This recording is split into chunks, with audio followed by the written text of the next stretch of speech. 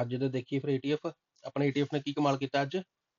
Okay, Bitcoin ਤੇ ਅੱਜ ਉੱਪਰ ਜਾ ਰਿਹਾ ਹੈ, ਨਾਸਡੈਕ ਵੀ 2% ਉੱਪਰ ਹੀ ਜਾ ਰਿਹਾ, ਤੇ ਅੱਜ ਨਹੀਂ ਖਰੀਦਾਂਗੇ।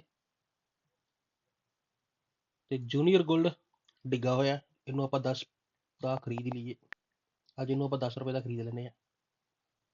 ਓਕੇ, ਇਹਨੂੰ ਖਰੀਦ ਲਿਆ।